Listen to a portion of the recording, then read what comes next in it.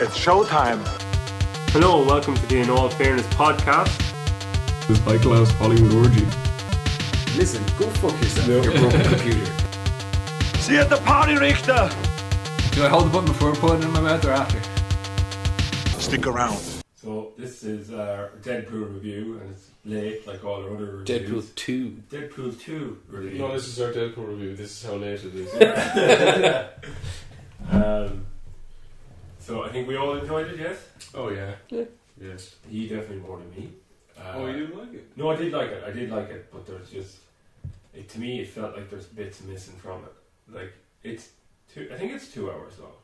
Yeah. I really But liked it just feels like the pacing is good, but just still feels like there's little bits missing from it. And then the more I thought about it, I'm finding loopholes and shit in it. But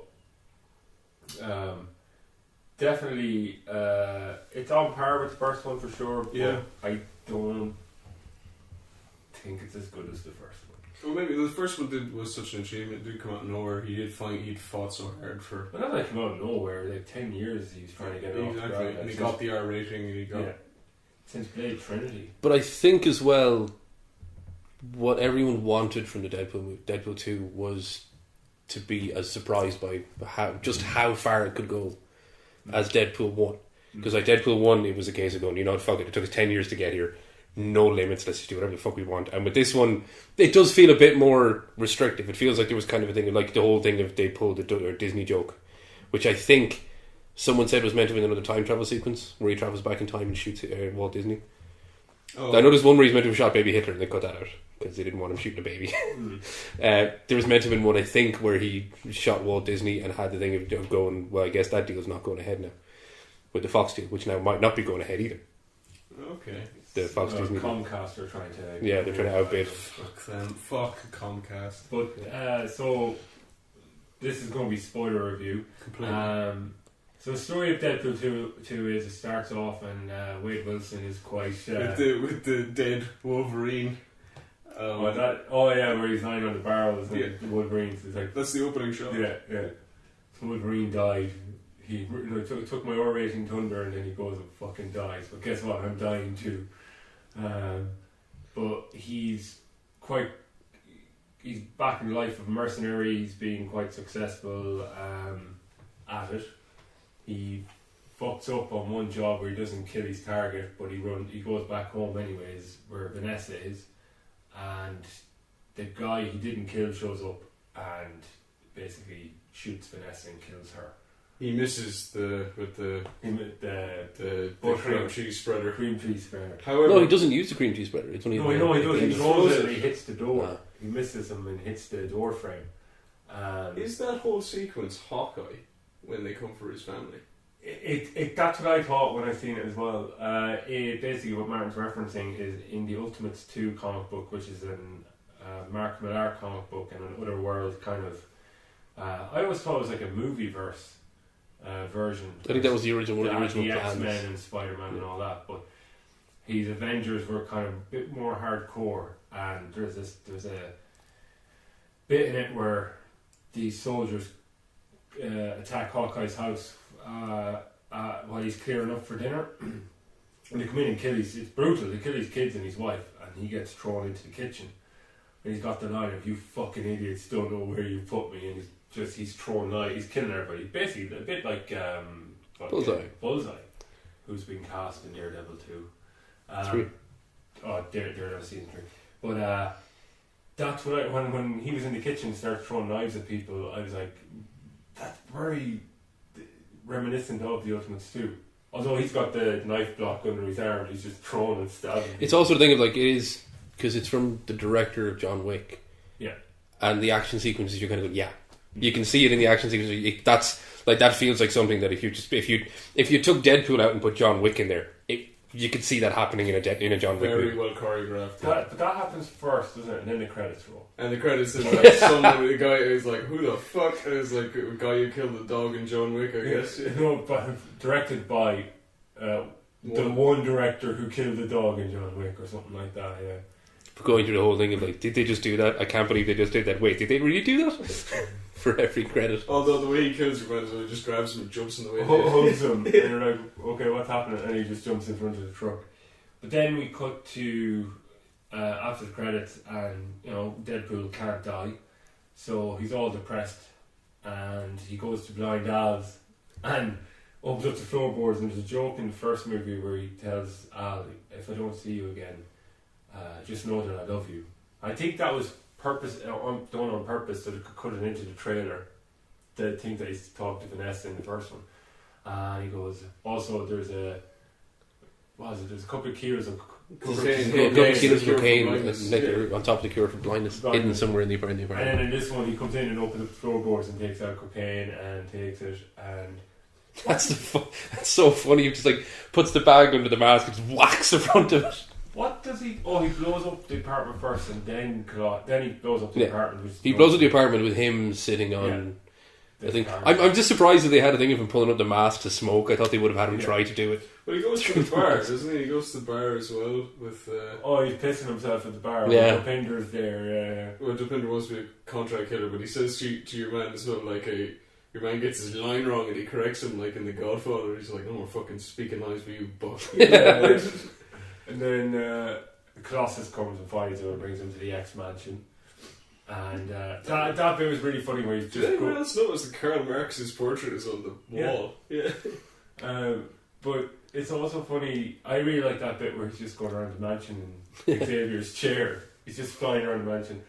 And then, again, he brings up the joke that was in the first one. It's like, could the production not just fucking spring for more X-Men, and then behind him, or to the side of him, in a room is like all the X-Men. All the X-Men from Apocalypse are there, and they just close the door. So that was the first kind of cameo, really, in a way. Yukio. Oh, Yukio. Hi, Yukio. Hi, Wade. That's probably the funniest bit in the entire movie. He's just, every time she appears, he's just like, oh. And then you find out, then he becomes a trainee. With with his jersey. And we were introduced to Fire Fist at the Essex Institute, which is a reference to Mr. Sinister. Oh, is it? Yeah, it's a very sinister school. Oh. Mr. Sinister's name is Nathaniel Essex. Oh, okay. But, however, the school is Sinister. basically run by the comic book counterpart to the Purifiers, who hate mutants. So I can't exactly see that being Sinister's base of operation, because he's interested in mutants. Yeah. These guys. They're probably named for it. Yeah. Like they probably just took the name. And Fire Fist, who's played by... I just call him Richie Baker. Yeah. That's his name. And, it's the kid from Hunt for the Wilder People. And he's basically playing the same character, just with powers. I was fine with that, though. That kind of irritated me. Have you seen a plus on superhero? Yeah. So the industry discriminates. And then... There's a callback joke there that I actually really liked. I can't remember which one it was. Somebody gets grabbed and thrown back through the air, and there's a joke he makes which is literally like an exact copy of a line from the first movie. I can't for the life of me couldn't remember what the fuck it was. It was hardly shit's gone sideways. No. Like, I genuinely can't remember what it was, but I can just remember getting a giggle out of it at the time. It was weird. So Wade basically finds out the kid's been abused in this school, and he kills one of the guys. He's trying to kill the headmaster, but Colossus knocks him out or something. Yeah. No, well, takes the gun off him anyways. And him and the kid get put into the icebox, is that what it's called? Which is a prison for mutants. Then in the future we see Cable standing around charred bodies, and he just touches a watch and Takes a teddy bear first. Charred teddy bear, and he uses his watch to travel back in time. Brolin did a good job as Cable. Brolin was fantastic. Really well cast. There's one or two bits as well, but I'll get to tips for pussies. that I'll get to in a minute. But the first two people that he meets, when he goes, "What year is it?" Yeah. That's one of them is Alan Tudyk and Matt Damon. Yeah. Is it fun? And they're talking about the method of wiping your ass, or what to use. Yeah, that's Matt Damon and Alan Tudyk. That's two weird Matt Damon cameos. Yeah, Thor Ragnarok and this. Man, you know who they should have been? Yeah. Tucker and Dale. That would have been a cool thing to do, and I did think of that. Because Alan Tudyk. Yeah. Tucker and Dale 2 confirmed in 10 years' time. But Cable in this, his powers... He doesn't seem to have it. He doesn't have telekinesis, or... You could argue that he's using all of it. Telepathic. But Oh, no, is that not what his shield is? I think his shield is just part of his future tech. Because his gun has like a mind of its own at times. And he keeps, you know what I And mean? they reference like it's the best thing ever, like it does everything, yeah. Does everything. But doesn't he, who does he gives out about one of the comic book creators, like some fucker who couldn't draw feet. That's yeah. Rob Yeah, Liefeld, yeah. who's Deadpool's creator. Yeah. Well, one of Deadpool's creator. Rob Liefeld gets credited as Deadpool's creator all the time, but he... I thought it was Stan Lee. No. Stanley hadn't created characters, and I don't think he created any characters in the 90s, apart from like Elseworld stuff, that kind of thing. But Stan And he Lee had always his got the he had his Stan Lee DC presents. comics as well. What if Stan Lee created the DC universe? Yeah. Oh god. But Fabian Nicieza is a writer, Joe Kelly, and Claremont did a hand in as well, didn't but Joe Kelly did his ongoing, which was fucking what I read, which is highly well. It was really well done. It went like 69 issues or something, and really well done, really funny. That's why I got into the characters, writing Joe Kelly's run. he? Reading, sorry. I wrote his comics. Because he couldn't do it himself. But anyway, the movie. Cable has come back to the past to kill the kid because the kid grows up to become this fucking psycho who killed his family, essentially. Breaks into the prison. Oh, well, before that, in the prison, we get introduced to Black Tom Cassidy. Yeah. You get Black Tom Cassidy, who... It was a weird choice, I guess. But No, It was just for the jokes. It's just so they could make references to it being racist. Well, no, in multiple because ways, before he had an ongoing, there was 2 miniseries that Deadpool had. The first one had, I think Vanessa and Weapon X, who Garrison Kane was known as Weapon X after Wolverine or something like that. But the second comic book, the Juggernaut and Black Tom were the villains in it, and Siren and Banshee were helping Deadpool, or Deadpool was helping them. So introducing Black Tom into it, which before the movie nobody knew who the villain was, but they knew that maybe this fella was in it, that the actor playing Black Tom, that he was meant to be the villain, and then Black Tom's in it. I was like, okay, cool, Black Tom's there. But then when you hear the fucking, there's a monster in the basement and you hear the punching, I was like, the fucking Juggernaut's going to be in this movie. I know someone said it to me. It was like, yeah, that was a bit like, it was kind of the case of once they mentioned that, you're kind of going, yeah, who else is it going to, like, it's either him, because someone said like, who else is it going to be? And I'm like, yeah, he told you that, because Deadpool literally goes, well, that's a bit of foreshadowing. Yeah, like, he even fucking points it out to you of like, oh, this is going to come in handy in the next couple of fucking scenes. The collars as well that stop the mutant ability. He's like, well, now I just have cancer. I've got cancer and I'm going to die. And the kid fucking, the kid has a shank, A pen. a A four colour pen in his ass. in his ass. And My prison wallet. then, so Cable attacks the prison, Deadpool keeps telling the kid to get lost, that he doesn't care, and he overhears Deadpool, or Wade Wilson just saying to Cable, oh, he's no friend of mine. And then, Which I have to, just to go back a little bit, the way they do it of getting the collar off, of him like being thrown off a balcony and just like buckling his entire body on the table, looks fucking horrifying. You're just like, oh, good God. And then you notice the collar's going like, alright, fair enough. How did the collar come off that? That was I think it's just the impact. Oh. Like the impact just like smashed it. wasn't there an explosive in the collars or something? No, I think it's just a nullifier. No, because there's a reason why they can't take the collar off. Well, it's just metal and strong, and there's normal people now, I guess. Yeah, none of them have abilities. Which is the thing, like, how, like, that's kind of the thing with Juggernaut, of like, isn't it just a case of like, it's a stone that makes, or jewel Yeah, that makes Juggernaut's it. not a mutant, but Juggernaut's not a mutant. He's not No. a mutant. During Vietnam or something, him and Charles were both in Vietnam, because he's Charles Xavier's half Brother, he found a gem of Cataract. I'm pronouncing that wrong, but he found this gem. It's Cataract the gem is actually a blind gem. Cataract. It's the gem that gave him the power. Oh, okay. It's the same with Deadpool. Deadpool is not a mutant. That's the one thing that I fucking... thought it was that he did have it activated his... No. It gave him a healing factor. Wade Wilson was dying of cancer. Yeah. He joined the Weapon X program hoping for a cure. And what they did was they took Wolverine's healing factor. So that's where his healing factor comes from. But it went fucking arseways, and the cancer came... It turned him... It looks like skin. He's got skin cancer, basically. Permanently. but he Yeah. can't die and he continually heals. But no, he's experimented on, and one of the things they gave him was Wolverine's healing factor to see if it would take, and eventually it did. So in the movie, they ignite his mutant gene, and there's loads of people on the internet talking about Deadpool, do videos and shit like that, and call him a mutant and an X-Man. Never. Well, he might have been a part of the X-Men for a bit in the newer comics, which I don't really read. But he was before that, before the movie anyways. I don't think he was a member of the X-Men. He's a member of X-Force. He's been a member of the Avengers since it became more popular. But he's been in the X-Men's universe, is where he's set. But he's not an X-Men, and he's not a mutant. So they keep getting that wrong. Anyway, so Cage, bastards. there's an explosion. Wade ends up in water. He has a vision where he sees Vanessa, but he can't join her. Which the afterlife stuff was actually really well done. The afterlife stuff was, but the thing with the afterlife stuff is very reminiscent to Wade in the comics is in love with Lady Death. Yeah. So is Thanos, and that keeps happening where when he dies, he's with her for like a couple of seconds and then he's brought back to life. So he's trying to find a cure for living, and so he can be with her.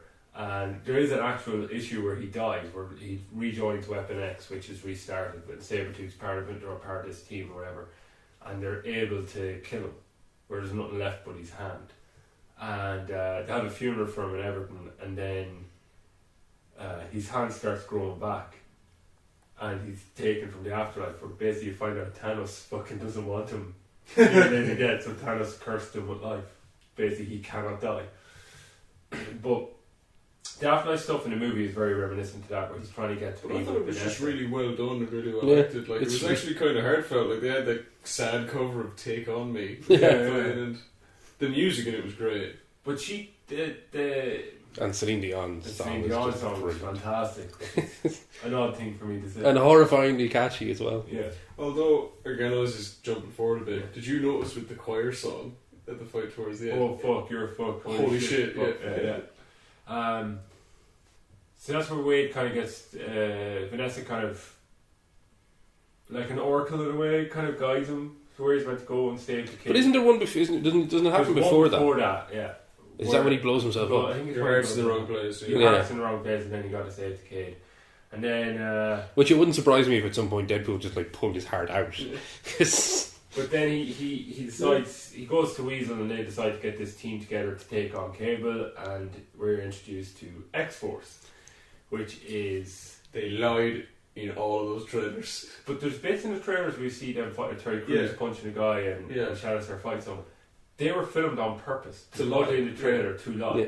Like Terry Crews, the reason I know this is because I read the interview with Terry Crews, and he loves it. He loved the idea. He thought it was fucking brilliant. He goes, yeah, we did these scenes in a couple of hours, and he goes, we knew they weren't going to be using it, but I knew what they were doing, and I loved every word. Like, he loved it, so that's good. But we're introduced to Bedlam, Shatterstar, which is weird because he's a pretty big part of X-Force. But he goes into like, I'm from Mojo World. Mojo World. You meant it as a name drop to Mojo World. I'm an alien and I'm better than you. In every way. Domino, who is in the comic books Cable's lover. She did a very good job. She was very good. Peter, who's just Peter W. Peter W, who's meant to be Peter Wisdom. No, that's the thing is the whole idea behind that is it's just a case of going. People are going to think it is, and it's not. They could still do that, but who is Peter Wisdom? Peter Wisdom in the comic books is, I see, the only knowledge I have of Peter Wisdom from the comics is he's appeared in the X-Men. He's with MI5? No, it's MI6 or MI7 or something.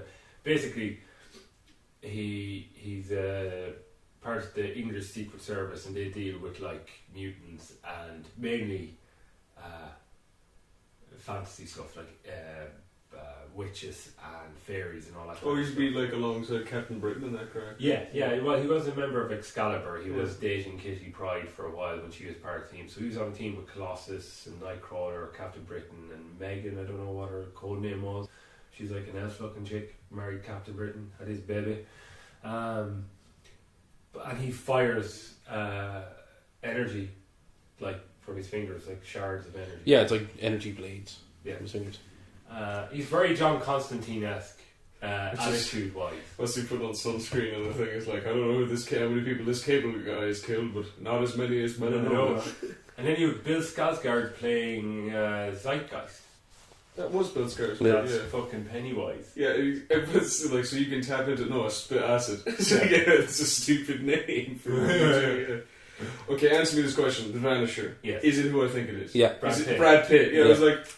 For 3 frames. What the fuck? It took 2 hours to film that, apparently. But then he's actually... So in the... Invisible guy with the pack. If you're listening to this and we said spoilers, you're obviously...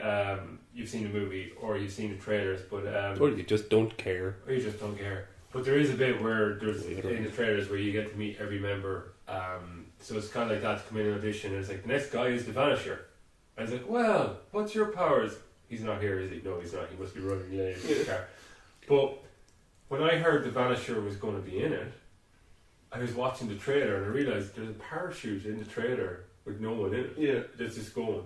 But that was the peak of the movie for me. Was the fucking Thunderstruck. Yeah. X-Force fucking jumping. I actually, the one thing I missed there was like, or the one thing I think they missed out was that they should have made a Thor joke. When they're playing Thunderstruck in the background, there should have been something like, why couldn't he listen I'm to this? I'm surprised that like they have never used Thunderstruck with Thor. Well, you see, AC/DC is more for Iron Man, but still. Even in the Avengers movie. Like, no, Kiss has a song called God of Thunder. Yeah. That they should have used for Thor. But even Thunderstruck would have been fucking awesome in like Infinity War. Yeah, that's what I was thinking. When he says "Bring me Thanos," they just do it with the drums. Yeah. Because to verge away from it, but AC/DC got catchy tunes. But Thunderstruck is, I think, my favourite. That or War Machine of the last album they had, which I'm surprised they never used War Machine for fucking Iron Man 2. But the difference between hearing it live, hearing it on a fucking headphone, but hearing it in a cinema, surround sound and Thunderstruck, unreal, everything.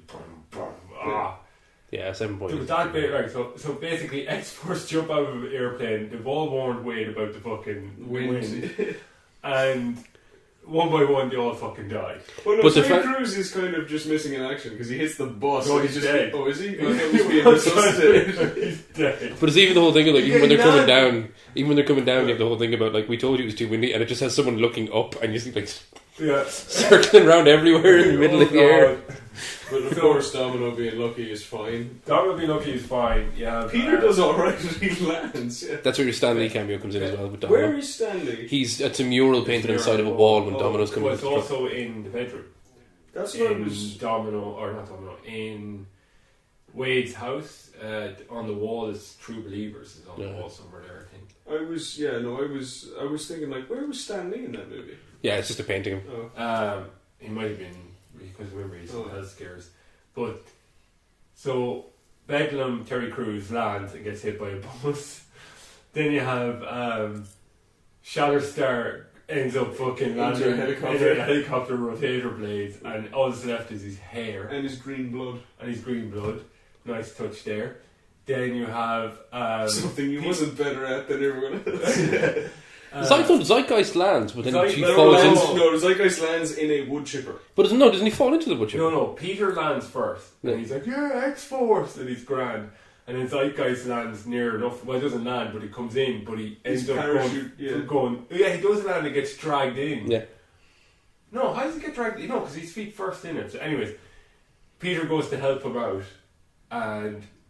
he's saving him, but then he just gets fucking tugged in and pukes acid all over Peter and melts half his body. So the two of them are dead. He pulls his 2 arms off and then he gets puked off. And then, your man, his arms, maybe he does. Because when he pulls, Peter's arm. Yeah, no, Peter's arm's enough, but I think it's when he's being fed into it. I think that's why it kind of doesn't work. Is he kind of reels back a bit because I think he pulls both arms away. But then you have he goes, I think the Vanisher. Oh no, the Vanisher lands on the fucking telephone power lines, yeah. And then you see Brad Pitt's face.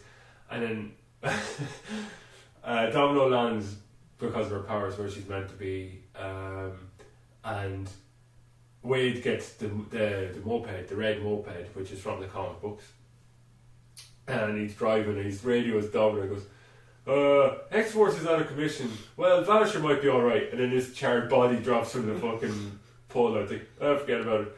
I'm going to miss them or something like that. Except for Shatterstar. He was a dick. Yeah. I like that joke. Because I know Shatterstar. I know. It was a good movie. Or sorry, not a good movie.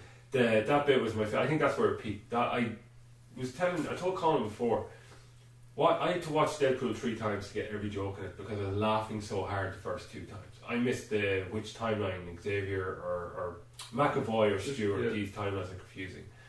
This time, watching it, like I didn't have that. I got every joke I heard. But I think that's because, again, the first one was so unexpected.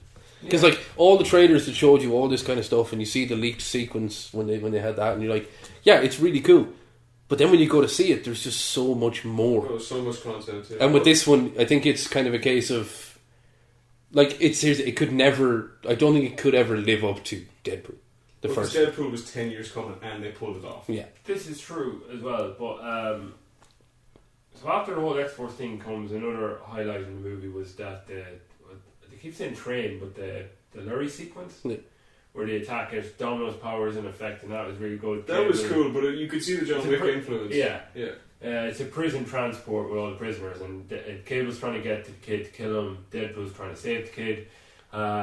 Black Tom Cassidy gets killed. Shot in the face. Black Tom, he was like a brother to me. Yeah. And then comes a bit from the trailer, which I kind of wish they hadn't left in the trailer, but it's still hilarious. Of like doing the splitting the bullet thing from Wolverine. And he does it okay the first time. Yeah, but that's a copy from X-Men Origins Wolverine. Which he does. Yeah. And then, but they're firing machine guns at him in Then Origins. he's like, yeah. But I love the fact that the line. There's 2 lines given in the trailer. Different trailers. One was like, "Ooh, your bullets are really fast," and the second one was, "This is what happens when you turn 40." But there's a long pause. I was like, "He's going to say the line. He's going to say it." Oh, he doesn't. And he's just like, "Ouch." Yeah. This line, and it was I laughed at that because I was like, "Okay, that's good that they changed." They changed certain lines in the movie, like "Pump the hate brakes, Thanos." Yeah. That's in it, but it's at a different point. But even at that, even like the introduction like the introduction to Cable, when he's like holding him down, he tells him the whole thing of what he's doing. He's like, "Wow, it's so dark. Well, you thought you were part of the DC universe." Oh, and he holds him with his broken arm. Like, yeah. There's a Jesus. stranglehold that's like horribly mangled arm. Although I know like there's the great bit is like this little dubstep in the future, dubsteps for pussies, and every time they fight, there is just dubstep playing. But It's the same song. I didn't find that funny. No, I thought it was quite funny.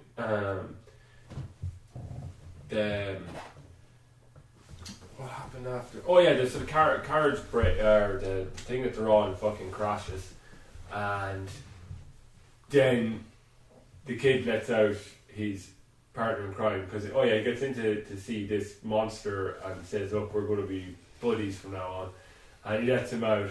And I was thinking, when I seen the truck and the size of it, I was like, "You're going to fucking Vinnie Jones to Juggernaut again, probably." But they did it perfectly. He's fucking huge and comic book accurate. They got the helmet.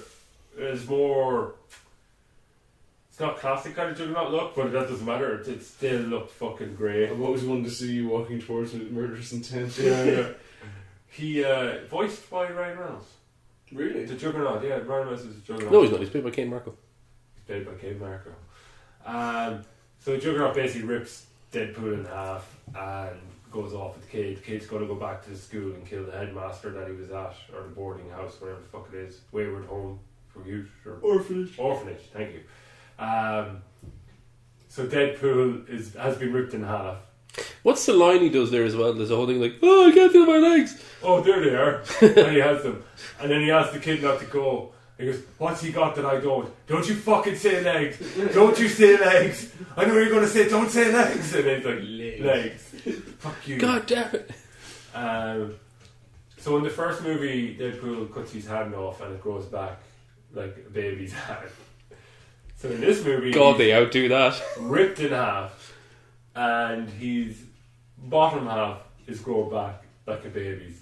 Would it not be a case though if they put the two halves together? Would they not just Yeah, bond I was together? thinking that too. That's what I was thinking as well, but I also think that how much outside the movies, kind of thing in the universe. Has he lost limbs and whatnot? I think in the comic books there was someone who was obsessed with him and kept all his body parts and put them together, and they became evil Deadpool. So they could always do that with what they've been, the possibilities are endless with Deadpool, really. But Cable had also kidnapped Weasel and was going to torture him, was going through that whole speech, and Weasel's like, no, you don't have to do any of that, I'm going to tell you everything. You won't even make it to stage 2. Won't even make it to stage 1. So that's how Cable knows where the kid's going to be on the truck. And Weasel, Domino is the only one who survives. So Weasel, Domino and Dopinder are back at Blind Al's with recovering Wade, who does the whole basic instinct of crossing when Deadpool arrives, or when Cable arrives. And he's wearing normal clothes when he arrives at Wade's house. Who? Cable is. But he's wearing his outfit, isn't like Terminator garb, kind of the hood. But the bit that was mentioned earlier that I get to later, I'm getting to it now, is he takes out fucking chapstick. Yeah. What the fuck? I don't know. That wasn't funny. That was just weird. It's like, hold on a second. What was he I'm doing? retrieving something from my satchel, isn't it?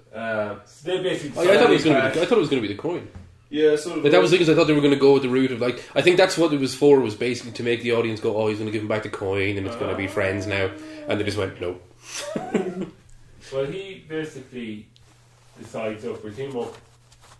I'll give you a chance to try and save the kid in the sense of You have 30 seconds. The kid's going to kill the headmaster or the overlooker of the orphanage, and that'll be his first taste of blood. And once he gets that, he's going to go on a killing spree. So I'll give you 30 seconds to talk about it, but after that I'm going to fucking kill him. Fair enough. So Wade tries to get help from Colossus, who's pissed off at him now for killing the guy earlier in the film, and decides and kind of leaves him to it. Just to say anything then. So so they go to the orphanage and the fight breaks out. And still has that was great. And still has fucking Negasonic and the other one. Yeah, on the balcony. Hello. like, hi Yukio. Hi Wade. Just during his big like inspirational speech, it stops.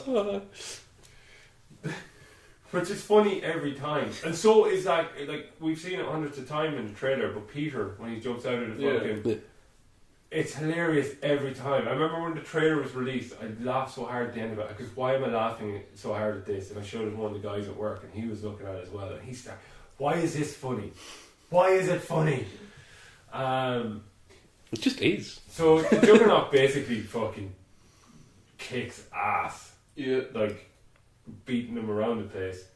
And then, yeah, he stabs Deadpool in the head with a spike, kind of reminiscent to the first one. But this one goes the whole way through. It's like This a one goes spike all the from a way through. fucking And fence. it goes into slow motion and this romantic music plays and Colossus shows up and basically says, or doesn't say anything but saves him. And so Cable and Deadpool try to reach the kid in time while Colossus has a fight with Juggernaut and Deadpool. But there's also That's the bit a of... back to the animated show, isn't it? Or like Yeah, but There's also the thing in here comes the CGI in that fight. sequence when in that sequence even when it's like all the when it, just before the slow motion thing starts and when it has it's on Wade's face, but you see Cable and Domino in the background and like Juggernaut just walks over to them and it's in slow motion, just like just pummels them and like they're still flying around in the background getting fucking shit hammered out of them and you're like, alright, yeah. But the other thing they did well is to make, I suppose, non-fans aware of like how fucking dangerous the Juggernaut is, because when Cable shows up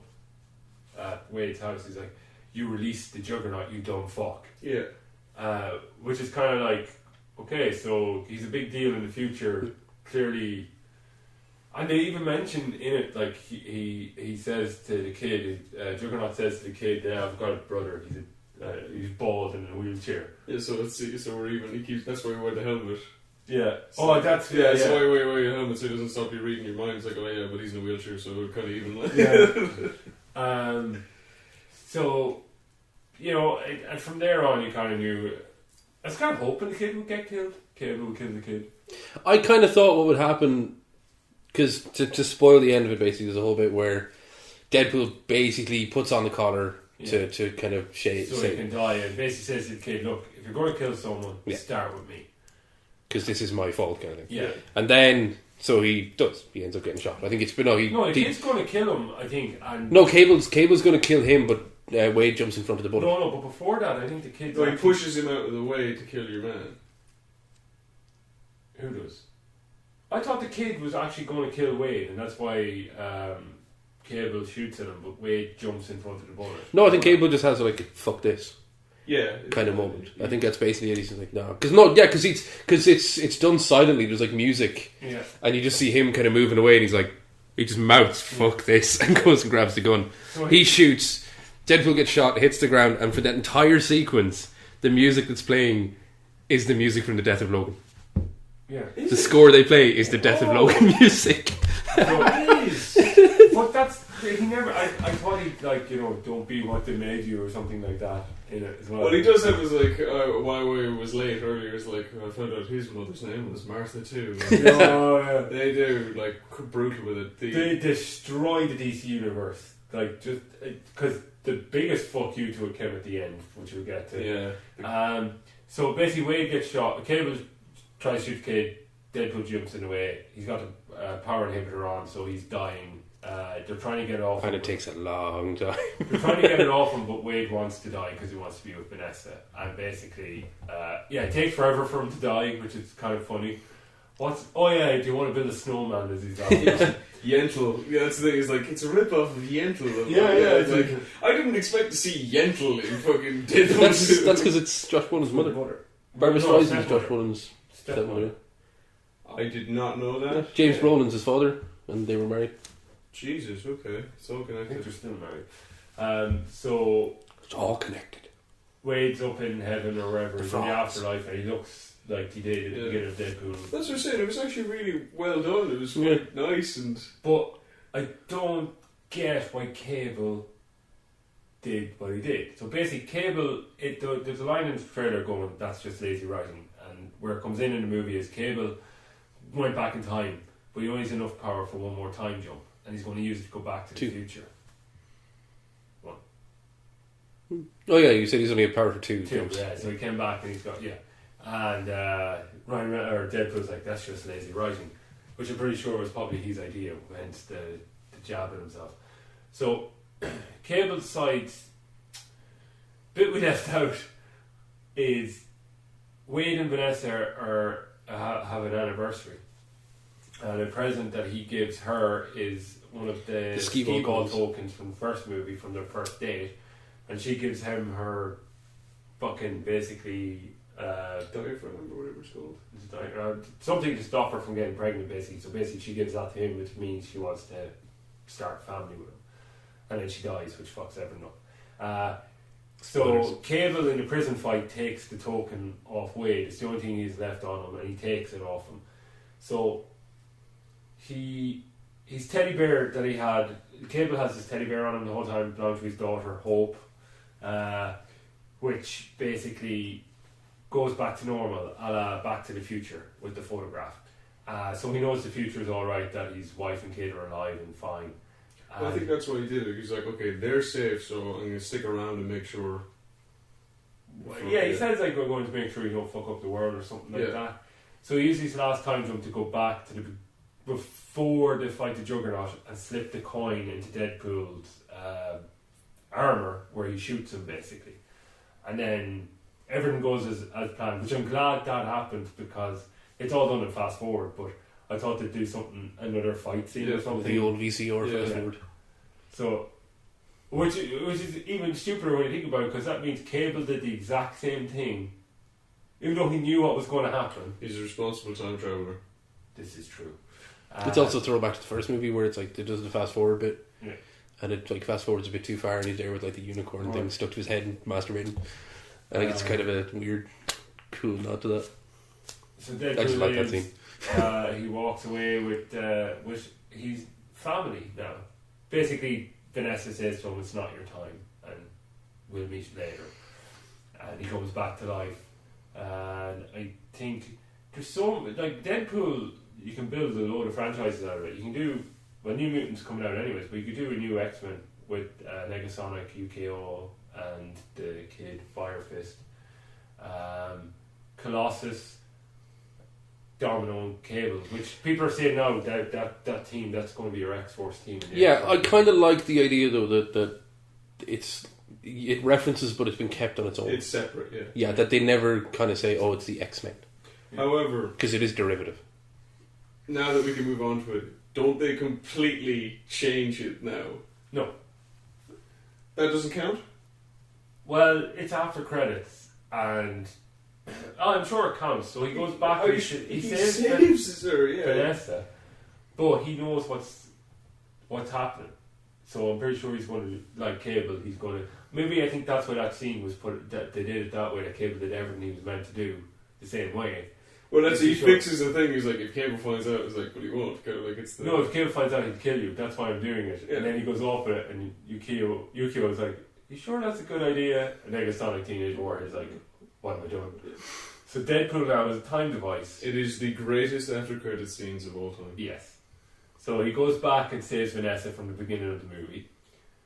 Then he goes back, and we're introduced to Deadpool from Wolverine Origins.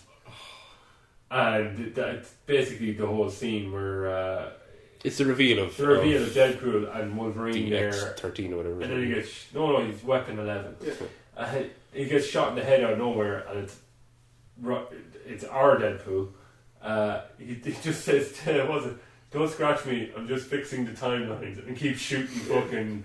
How satisfying that must have felt for Ryan Reynolds, though. It's Yeah. like, I have that film that everyone loves it, and everyone, laughs Yeah. at. I undid it, effectively, on film. And then after that, we see Ryan Reynolds, the actor, closing a script, says, "Welcome to the big leagues." The script says the Green Lantern, and next thing we hear a gunshot and a blood spatter, and Deadpool has basically killed Ryan Ryan Reynolds. What is it? You're welcome, Canada. That's what it is, you're welcome, Canada. But, see, there's been interviews where Ryan Reynolds is talking about that whole thing with Deadpool out of Origins, where he's like, people are going to be pissed. He likes the first bit they did as Wade Wilson. He said, "I think that went well."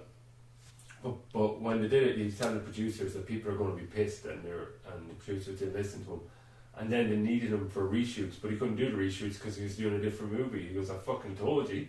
And he said he's in like, out of that whole scene, he's in it for like 25-30%. The rest is Scott Adkins. But and he praises Scott Adkins' work. But he, they said to him, they fucked him. It is revenge for him, because what they said to him was like, you will either play Deadpool here now, or you will never ever play him. Yeah.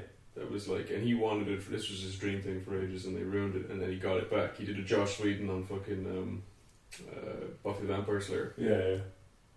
But he got it back, but Naked Deadpool, the whole thing where like he leaked that fucking footage. You reckon? I think he or someone else, he had it leaked, because they weren't making a movie, right? That was just the thing where they weren't making a movie. No. What they'd done was they did the test footage. They had done... And there, people went nuts. The when it was costumes. leaked. No, And they were but like, holy shit, they're going to make it. And they went, okay, I guess we're going to make it now. Wasn't that it? Or?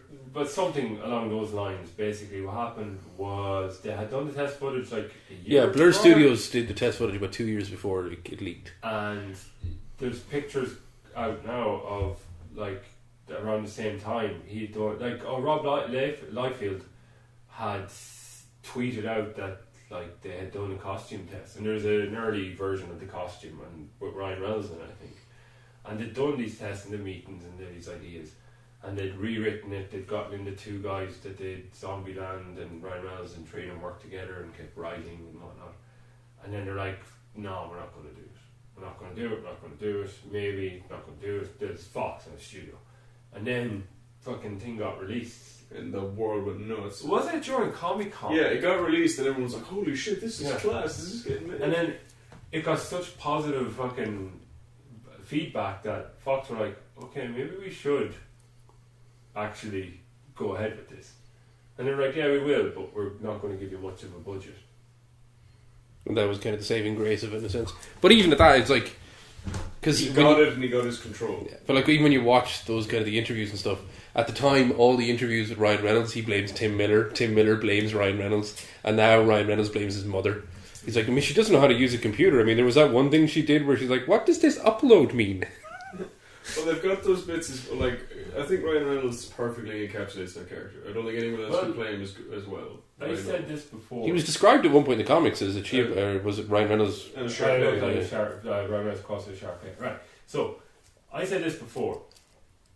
The first Deadpool comic book I ever read was, it was in a comic, Wolverine and Gambit, basically, which was a It was a reissue thing they used to do in the UK, UK where they'd give you 2 news stories and then one. The Spider-Man one was 2 news stories and a classic story. Yeah. Well, and these there was Spider-Man, the X-Men, then DC started doing something with DC. But at the time, there was just Essential X-Men and Amazing or Spectacular Spider-Man. Amazing. And then there was Wolverine, and Gambit had an ongoing, so to put it in English anyways. But they did they had Deadpool in one of the issues, and the line is he's trying to fight Wolverine.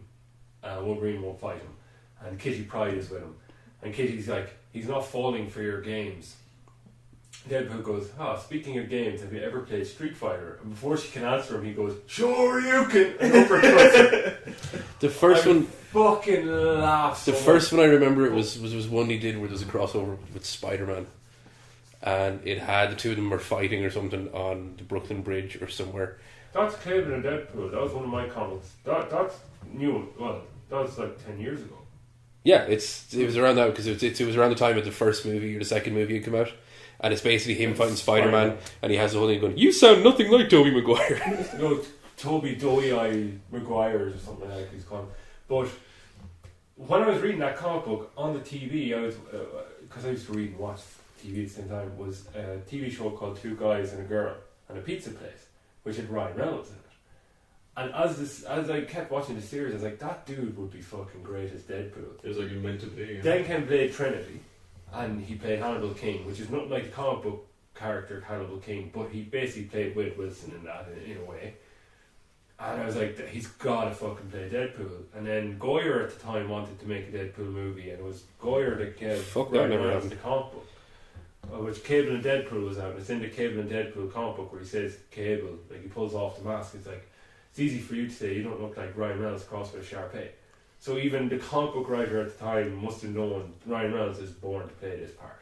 And he took it on board, and he's completely jumped in it, and he's done a great job. I think, I'd say him, Chris Hemsworth, Christopher Reeve, like, perfectly. I put Chris Evans as well. Chris Evans, yeah. Yeah, because even when I watched Robert Downey Jr. casting. I think now it is.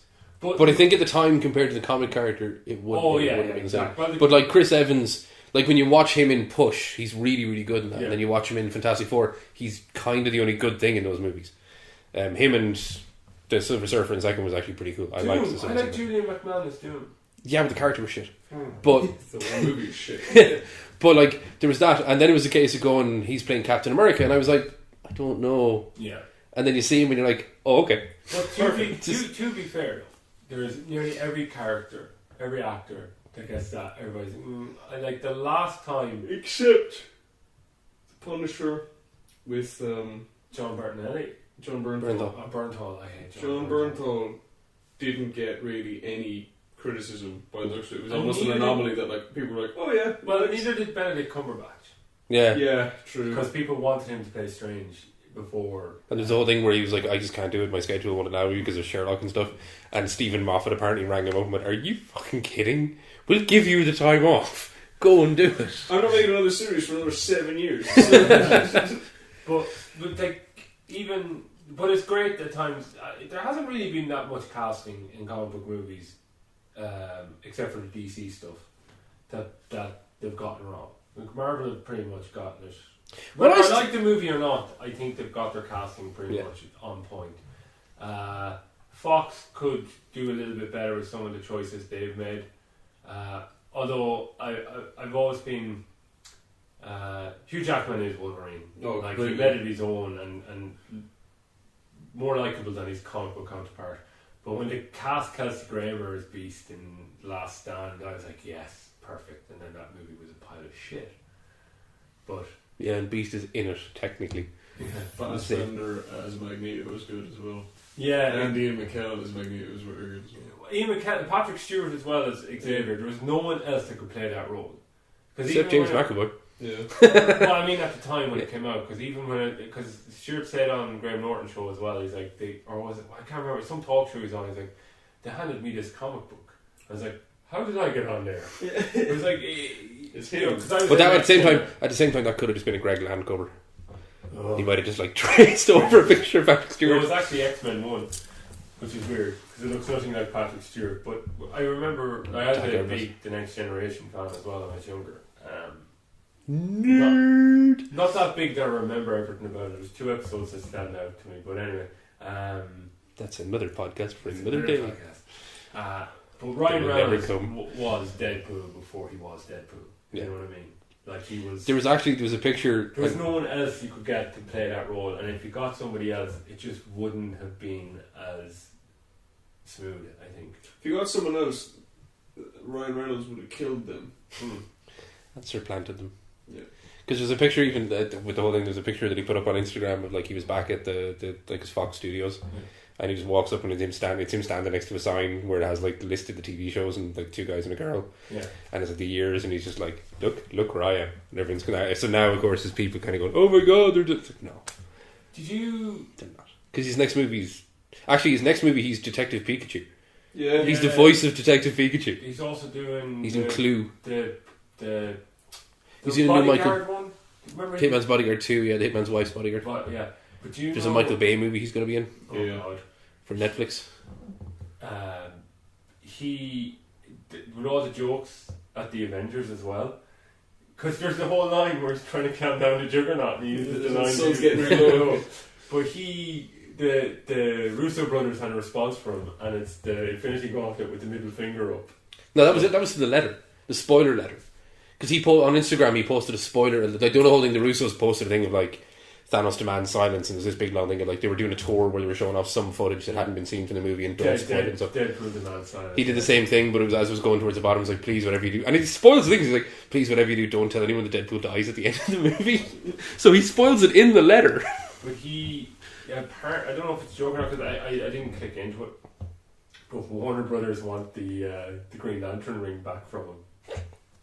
I don't think he's ever seen the film. Didn't he say he did? He said, yeah, they're doing a thing with the BBC thing where they get actors into playground insults, and Josh Brolin just keeps insulting Green Lantern, and he's like, "Have you seen?" Josh Brolin goes, "Have you seen that movie?" He goes, "No, I don't think the editor's seen that movie." But anyways, that was our kind of half-assed review of Deadpool 2, which definitely go see. Go see it. It's a good movie. Yeah. It's a good movie. It's a good laugh.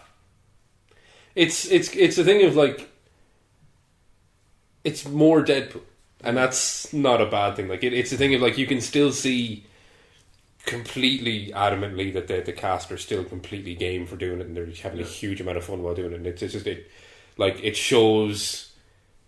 I think the fact that they did do the fact that they've done a slightly more mature story as well. Well, interesting with what they've done with Vanessa and stuff. Saying that, right, and knowing all the shit that's come out about Miller, what's his name? Yeah, T.J. Miller. T.J. Miller. He wasn't in it that much. He's not in it that much, but he does not look like he wants to be there.